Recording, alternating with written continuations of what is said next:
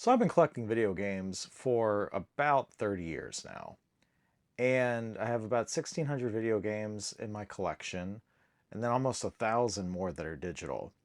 So with so many games, I'm bound to have not played all of them.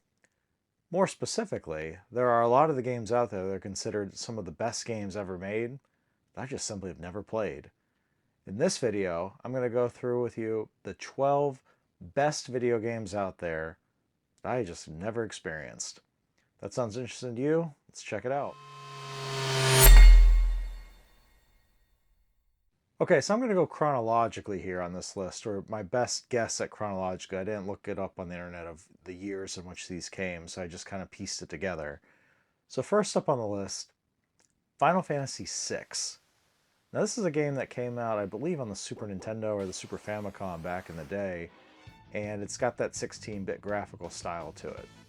I honestly know nothing about the story, but whenever I talk to people about Final Fantasy and which one's their favorite, usually I hear number 7, and then almost always right after number 7 I hear number 6. Sometimes I hear number 6 before number 7 or any of the others. It's definitely in the top 3 every time I talk to people or do a little bit of research on the internet. Now, being as heavily revered of a game as it is, it's surprising I've never played it. Well, the reason for that is just at the time, I never owned a Super Nintendo as a kid. I completely missed it. And then I know that they've come out with different ports of it either on Game Boy Advance, or most recently they've come out with a compilation of Final Fantasy 1 through 6 on the Nintendo Switch. I do own that, and I do have it in my backlog to play that game eventually, but here's one I just haven't gotten around to yet. Next up, we have another heavy hitter from the Super Nintendo, Super Famicom era. This is Chrono Trigger. Now, how on earth have I missed out on this one? I have no idea. I'm told that the game features a lot of time travel elements, which I love Legend of Zelda Ocarina of Time because of the time travel, so I'm bound to love this. I hear this game has memorable characters, great storylines and story arcs, and just so much great music packed in as well. I'm really excited to play this one, and honestly, this is probably one of the games I'm going to elevate to the top of my backlog and hopefully get to this one very, very soon, because I know I've been missing out for far too long. Rounding out that 16-bit era, we have Earthbound. So Earthbound appeared most recently on a game of mine, the GameStop video, where I talked about trading in my most valuable games to GameStop. Earthbound's one of those ones where I've played it for maybe an hour or two, but I haven't played enough to say I've truly experienced the game, hence why it's on this list. I have heard nothing but great things about this game and the other games in the Mother series as well. And if you go back and look at it, there are a lot of JRPG elements today that originate from this game and this style of gameplay. So it's kind of like the godfather of them all in many respects. So I'm very much looking forward to deep diving into this story and just experiencing everything that Earthbound has to offer. Next up, this game's going to surprise a lot of you. The Legend of Zelda Majora's Mask. So I know a lot of people that out there have played this game and Ocarina of Time. They put them kind of at neck and neck parity, very much like the Godfather 1 and Godfather 2. This game, I've played it for about an hour or two. I've honestly never gotten fully into it to say I've truly experienced the game.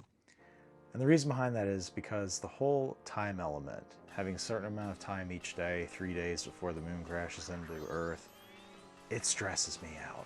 I remember as a kid playing this in high school, I just got so much anxiety from it. It just wasn't a fun experience to me at that point in time. I've briefly tried to play it in the last 10 years or so. I honestly need to go back and give it another shake. I own it on the 3DS. I'll probably play it on the 3DS XL handheld mode because I just love handheld games. But this is one where I know I'm missing out. I know if I give it a chance, I'm really going to enjoy it. And I'm very curious to see where they go with this and having Skullboy as a villain instead of Ganon or Ganondorf. So definitely going to check this out at some point. And then from the GameCube era of games, we have Metroid Prime. So admittedly, I've never been the biggest of Metroid fan, frankly because I'm not a fan of this whole Metroidvania style of gameplay. However, Metroid Prime was different in that it was the first time we saw Samus in the Metroid series as a first-person shooter. It completely changed the gameplay, the style of the game.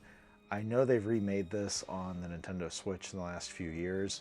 I have the remaster re-released over there. That's how I'm going to play it. But I did play Metroid Dread as well. I enjoyed that, even though it was still the true traditional Metroidvania style of game. I'm very curious to see what they do here with the first-person shooter, and I'm pretty certain I'm going to enjoy this one, and I've been missing out. Next up, a surprising entrant to this list, Half-Life 2. Now, the reason I haven't experienced it yet is because, honestly, I haven't finished Half-Life, the first one.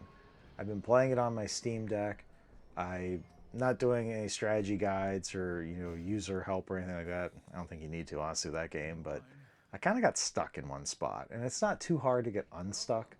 It's just been something where, because of how the game progressed and how I saved, I've got like 10 hit points, and there's like a horde of enemies. I need to be very smart and strategic of how I get myself out of this pickle. And I just haven't had the patience to like rework it and see it through. I'm not sure I have any save states from prior saves that are close enough to where I am that I could like go and restore from. So I'm just being stubborn, right? I need to finish Half-Life 1 before I go experience Half-Life 2. I own it on the Orange Box collection for Xbox 360. That's how I'm going to play it. I know I'm going to really enjoy it. I just need to get through Half-Life 1 first. Next up, here's a game I completely missed out on. Didn't even know it existed until, honestly, a few years ago. This is Super Mario Galaxy 2. Now, I did play the first Super Mario Galaxy on the Nintendo Wii. I enjoyed it, but I didn't walk away thinking like, oh man, this is such a great Super Mario game. Like, I wasn't a hater of it, but from my perspective, the best Super Mario game that came out on the Wii was Super Paper Mario, the RPG element one. I loved that game. Like everything about it, the whole Count Bleck is the villain, and switching from 2D to 3D, and the music and everything. I was just blown away by Super Paper Mario. Now, Super Mario Galaxy was awesome, yeah, but I played it, beat it, and like that was that. I never thought about it again. It wasn't until I was doing some research for Mario games that I realized, oh, Super Mario Galaxy 2 came out and people really like it. Unfortunately, I went ahead and bought it for the Wii before I even knew Nintendo was re-releasing it on the Switch. So, what can you do? But I own a copy on the Wii. Probably going to go play it on the Wii because I don't feel like shelling out 60, 70, 80 bucks, whatever it is these days, for a brand new copy of the remastered Super Mario Galaxy 1 and 2 combo pack. So, I'll get around to playing this. Next up, this is a game that's been on a lot of the greatest games lists, and I honestly don't know why. I'm not trying to be a hater, but it's Tony Hawk Pro Skater 3. And I'm saying I don't know why because I played the crap out of Tony Hawk Pro Skater 1 and 2. Love those games. From my vantage point, it honestly doesn't really get much better than number 2. The whole point of being able to make your own custom skate park and create everything. I spent hours playing this on PlayStation 2 back in the day. Now, I do have the remaster that came out a few years ago. I honestly didn't spend a whole lot of time revisiting that. It was awesome with the updated graphics and everything, but I really had the core memory of playing it from being a kid with my PlayStation 1, PlayStation 2, playing it on those consoles, right? So Tony Hawk Pro Skater 3, I don't know where I was in life, either graduating high school, head off to college. It just completely flew under the radar for me, completely missed it. I think I have a copy of it over here, either on PlayStation 2 or on the GameCube. Gotta double check that. Pretty sure I own it. I will play it at some point, but I was just very surprised that this one made the list and not Tony Hawk Pro Skater 2. So, let me know your thoughts on that one, and if it deserves to be on among the best games lists out there. Here's one that's probably going to surprise a lot of people. Fallout New Vegas. Now, specifically, I'm new to the Fallout series. I did play Fallout 4. It's the first one I ever played. Really enjoyed it.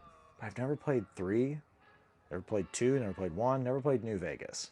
Now, Fallout 3 certainly could be on this list in its own right. I've heard that's such a great game. A lot of people highly revere that. I didn't want to double dip, per se, so I just chose to go with Fallout New Vegas because I've heard so many people revere this one as the Fallout game you must play, or the one you must start with. You have to start somewhere, can only play one. I don't know a whole lot about the game or the premise other than the whole post-apocalyptic nuclear bomb sort of gameplay. Who cares, right? I'm sure I'm going to love it. I own a copy of it on the Xbox 360. I'm very excited to play it at some point, and kind of embarrassed to admit I haven't experienced it yet. Next up, these will surprise a lot of people, but it's the Portal series. Portal 1 and Portal 2. I spent a few minutes with Portal 1, like less than 10 minutes. I can understand why people would be so enthralled by them. I think where I was at that point, I just didn't have the patience to experience or explore with if I shoot a hole here and warp through it, what happens and how I change the environment. I get it though. The whole premise is outstanding. It is a game produced or developed by Steam or Valve, which is the company that makes Steam products, Steam Deck, and what have you. So it's pretty cool that they actually published their own game. And I know a lot of people love the Portal series, and I'm very excited to jump into them at some point in time. I just don't know when that's going to be. Here's one that's a more recent entry, but it's Sekiro Shadows Die Twice. Now, I bought this off a buddy of mine recently, so in the last year or so. Gave me a really good price on it. But the only thing I really know about this is that it's a Souls-like game. Extremely difficult. Takes place in that samurai Japan sort of age of game style. Kind of like Tenchu Stealth Assassins, but hard.